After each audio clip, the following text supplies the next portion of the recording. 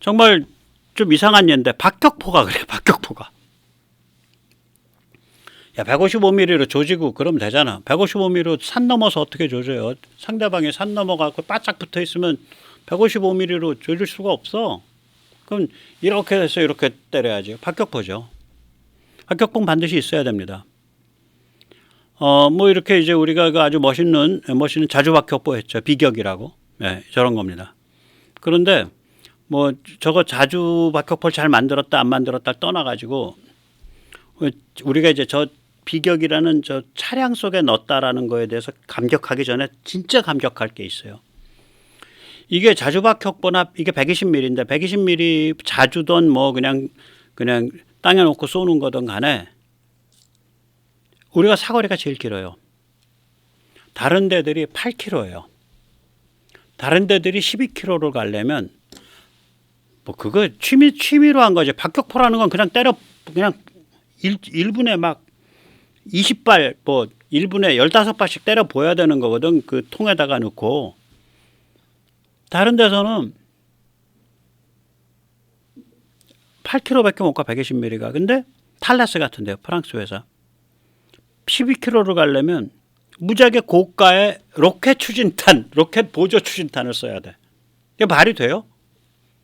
대량으로 때려 보여야 되는 그런 포탄인데 저게 일선에서 쓰는 그거를 막 몇만 달러씩 하는 로켓 추진탄을 써야 돼? 제가 그래서 날티가 난다는 거예요. 유럽 무기들 보면. 날티가 나. 그러니까 실용성이 툭 떨어지는 거지. 한국과 같은 상황에서 생각을 해보면. 그러면 남들보다 한 4, 5km 더 바깥에서 쏜다는 거잖아. 상대방은 리치가 요거밖에 안 오는데 우리는 여기서 뻥 가는 거 아니에요. 당연히 뭐 중국이나 러시아나 북한 거는 8km도 못 오지.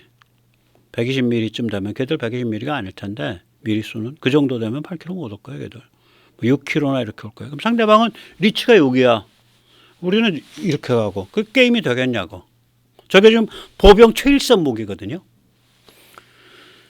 그 대신에 탈레스 거 보면 뭐 1분에 12발 쏩니다 이래요. 우린 8발밖에 못 쏴. 그게 당연하죠. 멀리 보내니까 그 추진력이 강할 거 아니야. 추진력이 강하다는 얘기는 반동이 세다는 얘기잖아요. 반동이 세다는 얘기는 진동이 깔아앉는데 필요한 시간이 있잖아. 빵 쏴가지고 부르르 떨고 있는데 또 집어넣을 수가 없잖아. 그러니까 발사 속도가 뭐 12대8 정도로 좀 달라. 12대8이라고 뭐 대수냐. 저놈은 8km까지 와야 쏘는 거고 나는 12km까지 해서 벌써 상대방 쏘기 시작하는데 그게 더 중요한 거다. 사거리가 더 그냥 일반 포탄 갖고 사거리가 늘어났다는 게 더 중요한 거다. 연사 속도가 중요한 게 아니다. 맞는 얘기죠. 세 번째는 뭐냐면 이게 쉬운 물건이 아닌 게 사거리가 기니까 정확도를 높이기 위해서 활강식 그러니까 밋밋한 거 안이 대롱 그 스무드 배럴이라 그럴 텐데 활강식이 아니라 강선식이에요. 안에 이게 홈이 파여 있다고. 그럼 얘가 나가면서 돌면서 가니까 그 바람이나 이런 걸 덜 타고 정확하게 들어가요. 훨씬 더. 그러면 생각을 해보세요. 탈레스도 강선식입니다. 강선식인 나라가 몇 개 없어요. 한국하고 탈레스 2개뿐일 거예요. 이게 강선이 이렇게 감아져 있는데 얘를 위에서부터 장입을 하잖아. 위에서부터 포탄이 쭉 떨어져 내려오잖아. 그럼 포탄 떨어져 내려올 때도 약간씩 회전하면서 떨어질 거예요.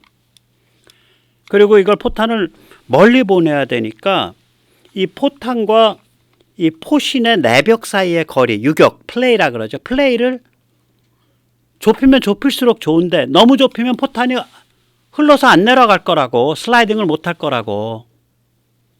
그러니 얼마나 많은 연구와 실험을 했겠어요. 얘가 슬라이딩해서 내려가는 거가 속도가 10초, 5초는 돼야 되는데 그 이상 걸리면 안 돼. 5초 정도까지 가는데 가장 타이트한 그런 유격이어야 돼. 유격이 너무 크면 추진력이 떨어져 가지고 압력이 옆구리로 쇠버리니까 멀리 못 가. 그러한 두 가지 요구. 유격을 너무 좁히면은 포탄이 잘 못 내려간다. 유격을 너무 넓히면은 추진력이 떨어진다. 이거를 굉장히 많은 고민을 해가지고 이걸 또 저걸 한 거예요. 그 다음에 강선이라고 하는데, 강선을 하는 순간 이제 무슨 문제가 생기냐면은 포신 내구성이 떨어져요. 강선을 다르니까 너덜너덜해지지 않이. 그러니까 강선을 두되 포신 내구성은 유지해야 된다. 이런 그 복잡한 상호 충돌하는 요구를 맞춰낸 거야. 그 다음 마지막 맞춰내야지. 반동 관리해야 될 거 아니요. 아니 8km 날아가는 물건이 뒤로 차내는 반동이 세겠어요? 12km 날아가는 물건이 뒤로 차내는 반동이 세겠어요? 12km가 150%가 세죠. 8km 날아가는 놈을 100%라 그러면 12km 날아가는 놈은 최소한 150%지. 더 되지 어떻게 보면. 그러면 이제 이런 애들은 빵 쐈을 때 씩 하는 이 주퇴복자기가 있다고요. 리코일 버퍼가 있다고 이게. 그러면 반동이 세니까 8km 날아가는 애의 반동을 잡는 주퇴복자기보다 훨씬 더 정밀하고 고도화돼야 돼요. 주퇴복자기가. 제가 감격한 게 뭐냐면 이걸 얼마나 정밀하고 고도화 시켰는지 지금 보시는 이 궤도 차량, 예, 지금 보시는 거 여기선 당연히 됐고 이 반동을 잡는데 성공한 것 같아요. 그러니까 이걸 이제는 전술 차량 현마에다 올린다는 거 아니야. 반동을 잡았다는 얘기죠. 저 반동이 세면 전술 차량은 저거보다 차대가 약하니까 차대가 금이 간다든지 뭐 어떤 기계 무슨 이런 게 빠개질 거 아니에요. 그 반동 잡았다는 소리예요. 현마에 올린다는 얘기는. 업체가 제안했어요. 그거는 방사청이나 뭐 국방과학연구소가 아니라. 그 다음에 최적 장입 자동화예요. 저거 비슷한 게 이스라엘 거가 있어. 뭐 스파이크인가 뭔가 있어. 근데 스파이크가 뭐 이름도 까먹었다. 스피어인가 뭔가 내 이름도 까먹었어요. 보고 있으면 뭐냐면 120mm 포탄을 받아가지고 사람이 넣어 위에서 거의 뭐 딱 보니까 저게 디스크 걸리는 각이지. 그러니까 의자 같은 데 올라서서 사람이 넣고 있어요. 사람이 넣어야 되니까 이게 충격이 있고 이러니까 그 사거리가 짧아지죠. 부드럽게 쏴야 되니까. 근데 이게 아니라 얘는 포탄을 어떤 이렇게 수직으로 움직이는 슬라이드에 얹어주면 여기도 나오죠. 포탄을 수직으로 이렇게 올라가는, 예, 여기, 예, 요거죠. 이제 금방 보신 거. 예. 포탄을 수직으로 이렇게 수직에는 요런 식으로 움직이는 슬라이드 위에 얹어놓으면 얘가 쭉 슬라이드가 위로 갖고 올라가서 한 칸 움직인 다음에 아래로 장입시키죠. 저 장입이라 그러더라고요. 그래서 저기서 보면 2명이 하잖아. 이스라엘 거 3명이에요. 그 다음에 이제 또 우리가 또 이 전자 네트워크에 강하잖아요. 그래서 저거 보면은 저 방위각이라는 건 뭐냐면 이 어디를 향해서 얘가 돌아가냐지. 이렇게. 이게 방위각이죠. 예. 고각이란 건 뭐냐면 얘를 낮출 거냐 들을 거냐죠. 그러니까 방위각과 고각을 자동 정렬해 준다고요. 사람이 올라타 있는 데서 쭉쭉 돌잖아. 그러니까 계산해서 스스로. 잘 만든 물건이에요. 굉장히 잘 만든 물건이더라고요. 저는 저거 12km 가는 거 보고 강선식 12km, 야, 대단하다. 그러니까 이게 자기한테 필요한 거니까 그냥 기를 쓰고 완성도를 높이는 거야. 제가 그래서 아까 진정성 얘기를 한 거예요. 그래서 여기서 응용된 게 81mm 네트워크형 박격포인데요. 이건 진짜로 이제 현장에서 막 굴리는 박격포. 저게 중대급까지 갈 거예요. 저게 차량 4대, 박격포 4문으로 이제 한 조가 구성이 되는데 최대 뭐 1분에 30발까지 해요. 저건 이제 80mm니까 하나가 6, 7kg 되겠죠. 포탄이. 그러니까 사람이 들어서 놓을 수가 있죠. 6, 7kg면은 저거에 3병 반, 우리 그 큰 페트병에 그러니까 사람이 들어서 놓을 수가 있죠. 사거리가 무려 그러니까 6.3km 나옵니다. 6.3km면 어디냐면 이게 광화문에서 쏘면 동대문 지나죠. 예, 동대문 지나죠. 동대문 지나서 왕십리 좀 가기 전에 떨어질려나? 예, 6.3km면 보병부대에서는 굉장히 긴 거죠. 문제는 뭐냐? 이게 현장에서 막 굴리는 물건 아니야. 근데 이게 고도로 네트워크 진흥화돼 가지고 사람이 그냥 단순 훈련 받은 사람이 그냥 쏴요. 그래서 이게 이제 구성이 이제 차량과 박격포, 차량 4대, 박격포 4대가 이제 한 조인데, 여기 빨간 거 해놓은 거, 이게 원격 관측 장비죠. 이거는 이 포 있는 데 있는 게 아니라 산 능선 같은 데가 있는 거예요. 원격에서. 관측병이 저 장비를 딱 하면 표적에 GPS 좌표가 나와. 위경도랑 고도가 나오는 거예요. 그 데이터를 이쪽 그 박격포 있는 데다 보내주는 거죠. 그러면 박격포 쪽에서 이 그 사격 재원 계산기 요거요. 요게 여기 연두색 원 쳐놓은 거 사격 재원 계산기에서 이제 얘가 이 박격포의 위치를 알아요.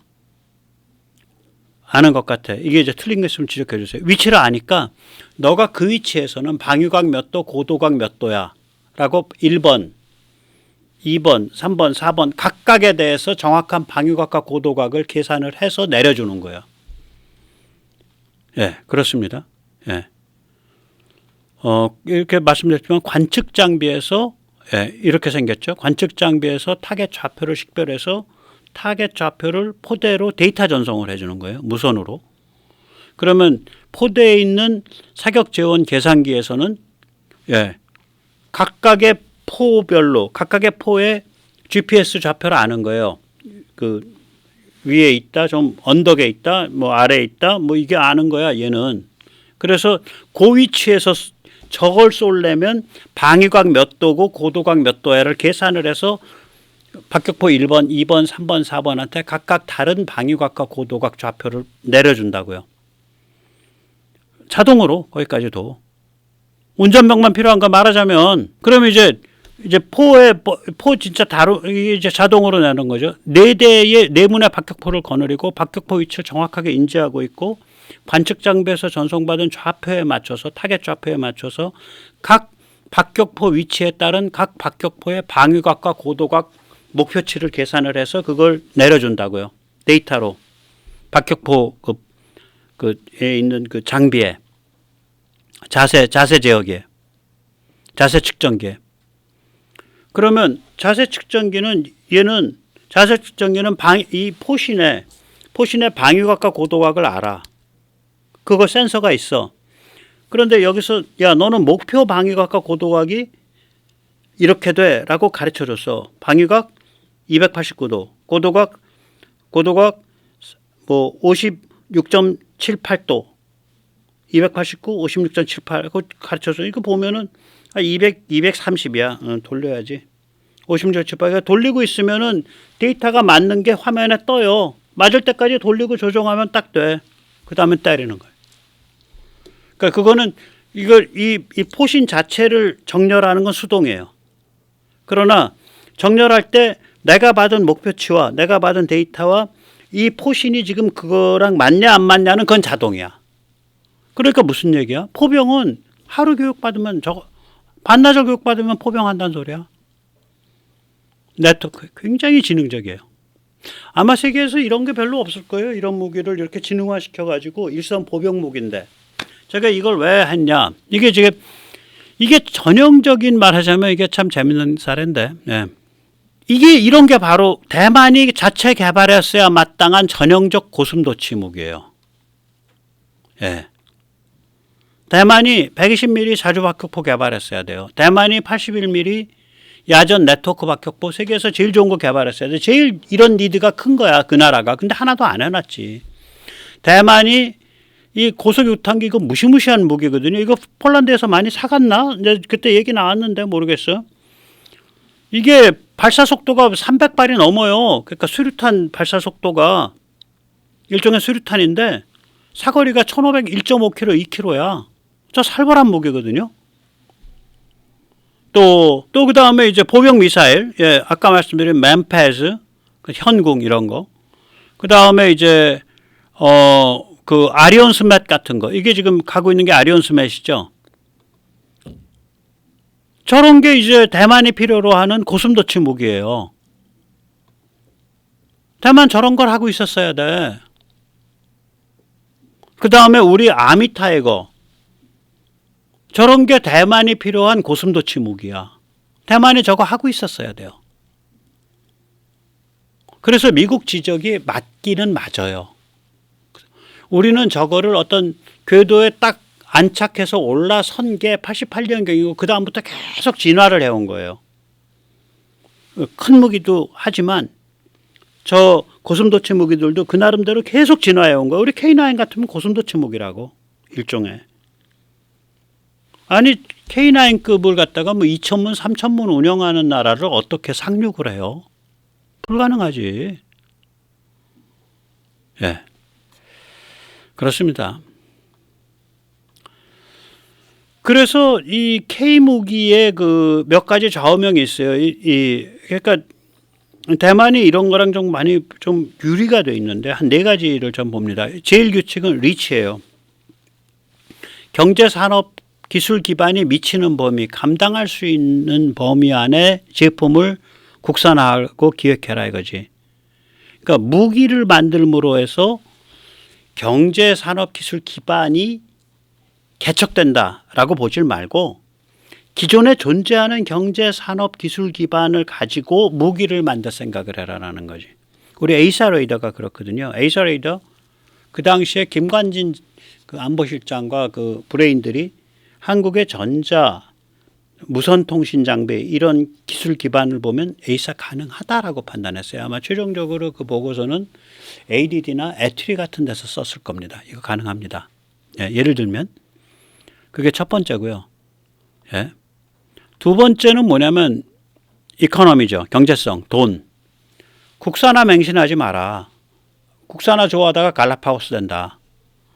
그러니까 국산화도 가능하고 수입도 가능한 경우, 둘 다 가능한 경우 경제적 이익이 있는 방안을 선택하라. 그거 맞죠?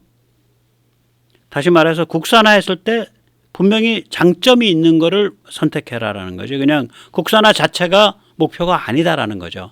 맞는 얘기입니다. 그 다음에 얘기가 좀 복잡해져요. 세 번째 좌우명이. 버겁지만 전략성이 높은 무기는 파생 진화해라. 이게 이제 KF-21인데 이거 버거운 무기거든요. 우리한텐. 그런데 KF-21 전투기만 보면 F-35도 수입할 수 있지. 그러나 미국이 우리한테 수출하지 않은 전략미사일을 달겠다. 그러면 그런 전투기는 없는 거야. 수입할 수 없는 무기가 되는 거예요. 그러니까 수입할 수 없는 무기, 전략성이 높은 무기는 경제성을 확보해 가면서 파생 진화 방식으로 접근한다 이거죠. 그러니까 먼저 처음부터 5세대 들어가면 턱이 너무 높아서 올라가다가 거꾸로 떨어져서 죽으니까 계단을 슬라이싱을 해서 20cm, 3cm 높이로 10계단을 만들어 가지고 올라간다 이거지 이렇게. 그러면 각 계단마다 또 장사해 가면서 4.5세대는 4.5세대로 장사하고 그거 업그레이드한 4.7세대는 4.7세대로 또 팔고 그거 업그레이드한 4.9세대는 4.9세대로 팔고 4.99는 4.99대로 팔고 이러면서 계속해서 스텝 바이 스텝으로 가겠다. 이런 아주 스마트한 전략이죠 이게. 근데 이것조차도 성립을 안 하는 게 있어요. 전략성은 강한데. 전략성은 엄청 높은데 대안이 없다면 미래를 위해서 돈을 써라. 우리 전략 드론이 그래요. 안 팔거든. 전략성 높은 드론들은 안 팔아요. 금지돼 있어요. 수출입이 금지돼 있어요. MTCR 제재 때문에. 수입할 수도 없고 아직 리치도 안다. 그 경제성도 없어. 근데 전략성은 매우 높아. 이 고급 드론은 아마 경제성은 있을 거예요. 미군이 미국 업체에서 사는 비용이나 뭐 우리가 국내에서 개발이 성공해서 사는 비용이 비슷할 거야. 근데 예를 들어서 이게 뭐냐면 위성, 우주 발사체 이런 게 이렇다고요. 수입 안 되죠. 경제성도 없지. 스페이스X에 그 뭐 1kg 올려놓는데 5,000불이면 되는데 1톤 올려놓는데 뭐 불과 1톤 올려놓는데 500만 불이면 되는데 1톤의 무게를 저궤도에 올려놓는데 500만 달러면 되는데 그럼 우리 돈으로 따서 한 60억, 70억, 65억? 우리는 지금 1톤짜리 하나 올리려 그러면 지금 뭐 개고생 하잖아요. 수백억 들잖아. 그러니까 이게 경제성이 없어. 근데 전략성이 매우 높아. 이런 경우에는 예외적으로 그냥 돈을 묻어라. 방법 없다. 이 네 가지예요. 그래서 이제 돌이켜보면요. 카이다가 그 김윤태인가 좀 야리꾸리한 이상한 원장이 이끌고 또 그 아래 연구원들도 이상해. KF21을 가지고 경제성을 따졌을 때 이 사람들은 제1번 룰, 즉 다시 말하자면 제1번 그러니까 리치가 닿는 것만 해라. 그 다음에 제2번 경제성 따져라. 국산화 무조건 맹신하지 마라. 이것만 생각한 거야. 근데 KF21은 제3번 룰이 굉장히 중요하게 작동한단 말이에요. 전략성이 굉장히 높은 거라고. 이게 전략성이 높은 무인 드론, 고급 드론, 전략성이 높은 공중발사 미사일 이런 거랑도 연관돼 있어서 또 멈티 이거는 전략성이 무지하게 높아. 그럼 어떻게든 가야 돼. 그런데 그거를 생돈을 태우면서 좀 생돈 태우는 걸 좀 덜 태우는 방안을 찾아야 된다고 이럴 땐. 근데 이거를 1번과 2번만 가지고 계산하는 거지. 그러니까 머리가 IQ가 뭐 글쎄 굉장히 낮든지 아니면은 좀 간첩스럽든지 저는 우리 김 원장께서 좀 지능이 좀 낮은 경우가 되기를 바랍니다. 또 그 아래서 공무원직 두고서 그 세금 도둑질하고 있는 여러 소위 연구원님들도 지능이 낮은 경우가 되시기를 바랍니다. 간첩스럽죠. 간첩이 아니라. 네. 자, 그래서 이제 마지막으로 말씀 좀 여쭙겠습니다. 네. 한국, 일본, 대만은 군사지리 운명 공동체입니다. 한국, 일본, 대만이 중국의 태평양 진출을 막는 제1도련 북쪽 절반을 형성합니다. 제1도련 북쪽 절반이 일본 열도 오키나와 타이완으로 형성되어 있다고 보는 전통적 견해는 착각입니다. 진정한 제1도련 북쪽 절반은 백령도, 서해안, 제주 강정, 큐슈 사세보, 오키나와 타이페이입니다. 제1도련 북쪽 절반이 깨지면 대한민국의 바닷길이 막힙니다. 차라리 말라카 해협이 봉쇄되는 경우 인도네시아 남쪽으로 우회하면 되지만 제1도련 북쪽 절반이 깨지면 한국은 화롯집 수족관 속의 생선과 같은 신세로 전락합니다. 만약 한반도가 남중국해에 있었다면 중국은 일찌감치 북한을 시켜서 도발했습니다. 중국이 북한을 내세워 감히 도발하지 못하는 이유는 북한이 자유화되고 자유통일 한반도가 들어서는 경우 중국의 심장부가 고스란히 노출되기 때문입니다. 한국은 너무너무 중요한 군사적 요충지이기 때문에 오히려 평화가 유지되고 있는 역설적 케이스입니다. 그럼에도 중국은 북한에 핵과 미사일을 제공해서 한반도 안보 상황을 불안정하게 만드는 치명적 전략 오류를 범했습니다. 한국은 이 위기를 역으로 활용해서 K국방과 K무기를 강화하고 한미 핵 동맹을 만들었습니다. 마침내 일본까지 한미 동맹에 합류해서 한미일 3국 체제가 확립됐습니다. 우리는 중국의 전략적 오류를 명분 삼아 계속 힘을 길러가면 됩니다. 북한에 핵과 미사일이 있기 때문에 한국은 엄청난 군사 강국으로 변해가고 있습니다. 지역의 군사 균형을 깬 것은 한국이 아니라 북한을 내세운 중국입니다. 한국의 군사력 급증에 대해 미국 역시 적극 찬성 협조하고 있습니다. 여기에 K무기가 날개 돋친 듯 수출되면서 K국방은 한층 더 빨리 강화되고 있습니다. 이같이 힘을 길러가다 보면 언젠가 중국의 기세가 확연히 꺾일 때 반드시 북한 자유화 찬스가 옵니다. 그때 새로운 코리안이 탄생합니다. 감사합니다.